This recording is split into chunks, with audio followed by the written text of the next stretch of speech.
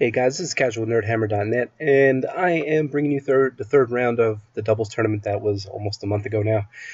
Yeah, I got a little bit of a head cold I've been fighting for the past couple days. It's the first time I've been sick in this season, this winter, so I guess I can't complain too much. So yeah, third and final round, and we find ourselves up against some Undead partnered with Varangur, and the Undead player is Keith Fox, who is a really good guy. He actually tied with Alan for first place in the Northeast this year.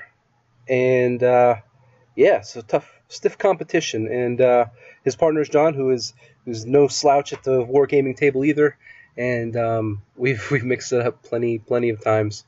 And so you'll see a lot of these pictures are like I started from this angle because at this point, like I said, at this tournament, my knee was really bad, and I was in a lot of pain by round three. So yeah, I was just like, I'm sick of standing up and sitting down, and I really kind of wanted Alan to take control of this one, but the gamer inside of me made me push on. So our side, yeah, pretty tight deployment on this side. You can see how we arranged the scenery, and the objective here is you have to get the most points on these two hills. King of the Hill scenario. Get the points up there. So as you can see, like our shooting is pretty well blocked up here. The forests are tightly positioned. There's only a few small alleyways of line of sight. So our shooting's going to be pretty ineffective this turn, and we kind of know that. So we're going to do our best, see what we can do.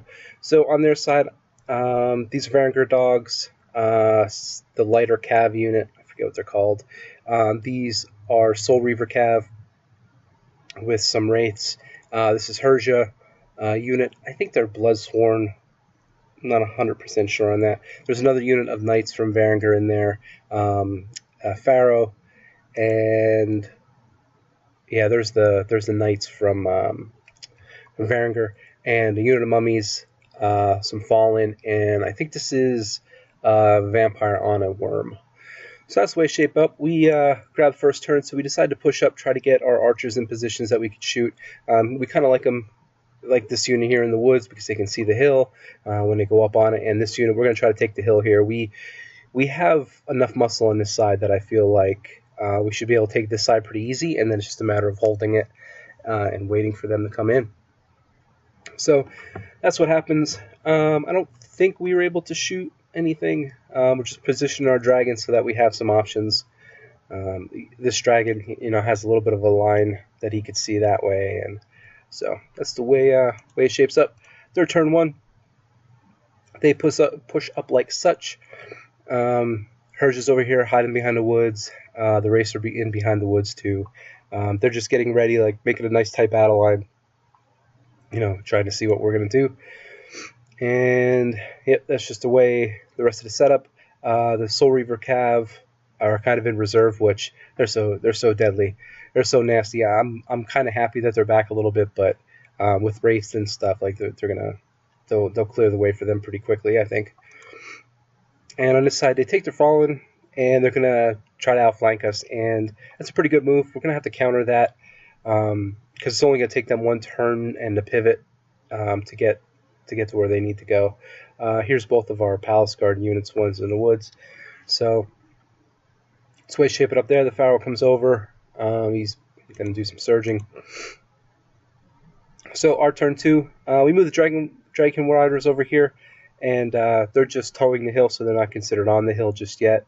We decided to move up our Bowmans. We're going to take some shots at one of these guys, and the other Dragonkin Riders are setting up in behind here to allow them, some charges next turn maybe. And the dragons were just kind of repositioning them to analyze the threats.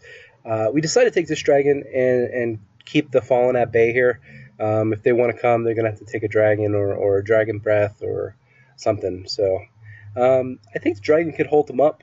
I don't know if the dragon wins that fight in the long run, but we're just trying to threaten them and try to protect our flanks a little bit, because ultimately we got to get up on these hills, and as the turns go, we'll see what happens. I feel like this game went really fast, maybe because I was blacking out from the pain. But I feel like it went really fast. I don't know if we had full time this round. I'm not sure, but the four of us were pretty competitive gamers, so we're pretty finite on our turns and making sure everything was done right. And we went back and forth on some moves and stuff like that. Probably stuff that I really didn't need to, but it is the third and final round, and both teams really have a shot at placing. So we're just being tight about everything. But I still don't feel like this went long enough. But we'll see. So over here, yeah, shooting did pretty good. We take out both units that were on his flank here, which was kind of our plan. We figured the Drycon Riders will be able to position themselves on this flank pretty hard and be a threat. So, and another nice thing is the Drycon Riders are height 3 and the hills are height 2, so they're height 5 and they can see over the forest, which is really nice. It was something that I wasn't 100% sure my opponents were going to be looking for. So that's what we're trying to set up on that side. So their turn 2, yeah, they position Fallen like this with the Worm Rider ready to counter if our dragon goes in, which is a smart move. And yeah, so that's that. On this side, yeah, they're just positioning, moving forward like such. We decide, I guess we did this in the last round, yeah. We took one of our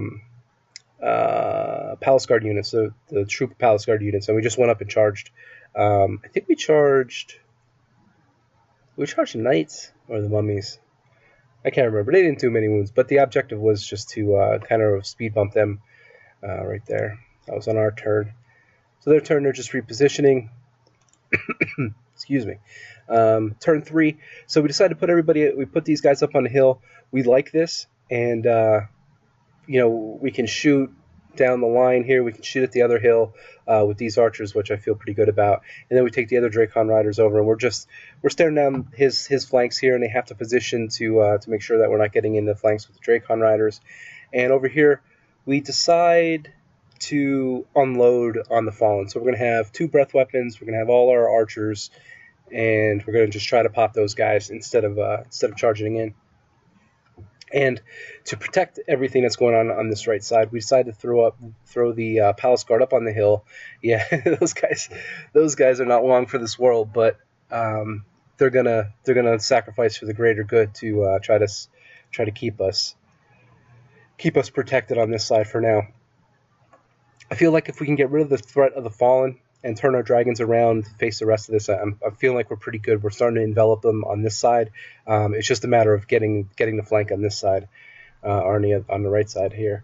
So one thing we definitely didn't anticipate is the race being able to fly over here and then get surged into the rear of the archers. I mean, it's not a huge loss if it happens, but it's just something that we didn't anticipate with the woods. Yep, so that's the way that looks. And we do 10 wounds, and we don't even waver the Fallen. So that didn't go as planned.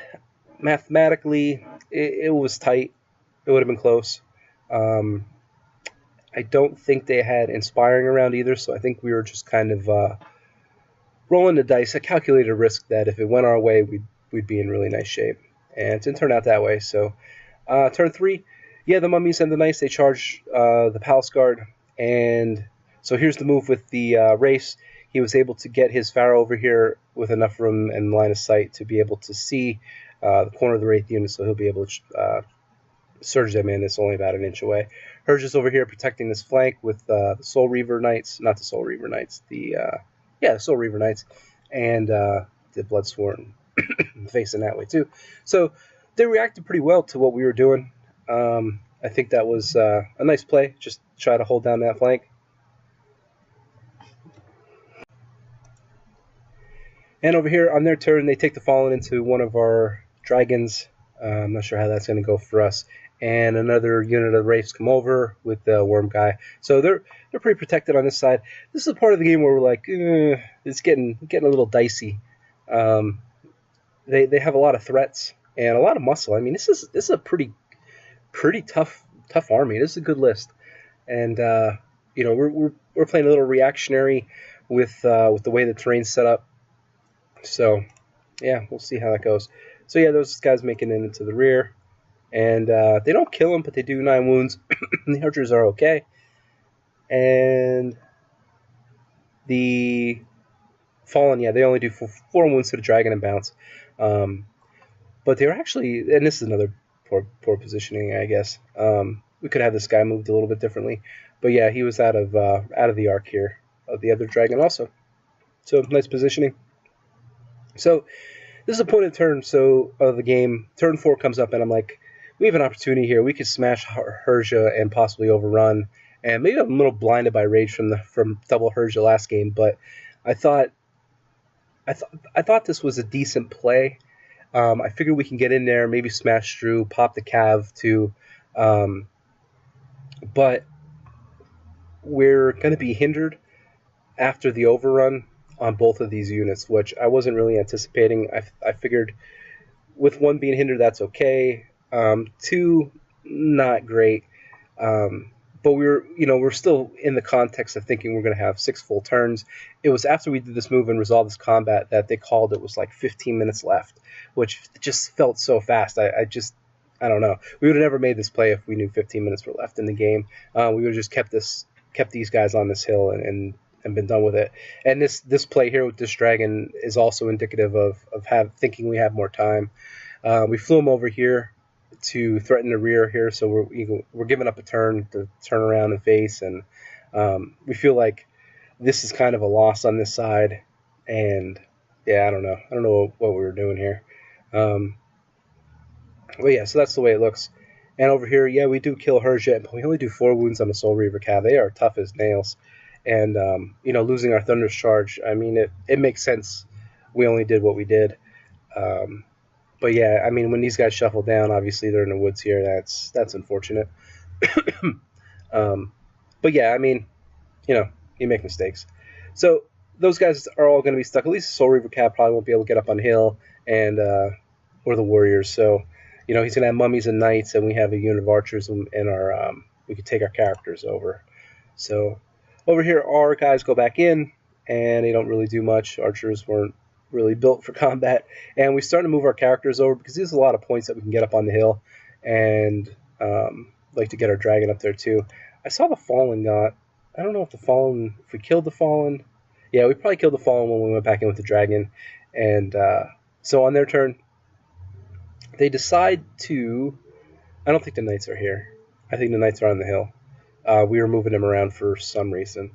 But the Bloodsworn or Warriors, or whatever they are, and a Soul Reaver Cav they split into each Draken Riders. And yeah, the pictures are going fast here. Yeah, that's what I thought. These knights went to the flank of the archers last turn, and then they did D3 back and they get up on the hill. And the mummies are fitting up on the hill. Our guy, we turn him around. Worm Rider goes into our dragon, and yeah, so that's the way it's looking there. We're bringing our mages over, getting them up on the hill so we can get the points for them. Yep, just a shot of that action. So over here, 5 wounds to the Dracon Riders and 6 wounds to the other Dracon Riders. But they both hold, so that's going to be a stalemate there. And if we have enough time, we're going to have a dragon in the rear. But I don't think we have the time. So he is able to turn his worm and get his worm up on the hill. Yeah, that's the end of it. So yeah, it ended pretty quick. I feel like a dragon in one of these rears would have popped this, freed up one of our Dracon Riders. I'm really curious to see how this plays out if this game goes 6 turns or 7 turns. But yeah, all in all, I forget how many points it was. I think they had like a 12-8 win, but we got 2 bonus points for killing their leaders. So it was like a 12-10. So we got 10 points from this game. I mean, I guess it was a loss, but I mean, it's pretty much as close as you can get to a draw without being like 11-10. So we got a big win in the first game, 24 points. No one got that much in the first round. We only got 3 points in the second game, and we sacrificed and got 10 here. It was enough to get us second place. I think we got second place by a point. I think a point separated second and third. So yeah, it was a fun tournament. Different rules, different structure to placing terrain and stuff, and it made it interesting. It's not It's not something you would see at a big GT or anything like that. But you know what? It was fun, and it's still King's of War. It's still a balanced game. So, you know, if everyone has the advantage of putting terrain wherever they want, then it just comes down to who's smarter with, you know, fighting on that terrain. Um, but yeah, it was a lot of fun. It was really neat to play a doubles where you're actually talking with your teammate and coming up with ideas and decisions and making them together. It was really cool.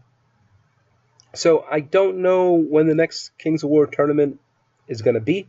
I don't know what I'm going to be playing next. Um, I am looking at. If you watch the channel, I've been tinkering with Malifaux. I'm trying to get in a Malifaux tournament soon. Every time there's one at my local shop, local is being like an hour and a half away. I haven't been able to make it, so I missed 2 tournaments so far. I'm probably going to get my ass kicked in them, but at least it's battle reports. And I'm also looking at Age of Sigmar again with the General's Handbook coming out not long ago. It made some nice changes to competitive play, and I'm a competitive gamer. I want to go to tournaments, and if that's I see not far from me, about an hour away, they are running some AOS tournaments, some smaller size ones. So yeah, it might not be my game of choice, but I do have miniatures laying around, just so why not, you know, throw them on round bases and try that game too. So there's definitely more content coming. I have the Clash of Kings book. I want to do a review on the items in there. So that's going to be coming up. I might be able to record that today. And yeah, so that's it. Thanks for watching. We'll catch you on the next one.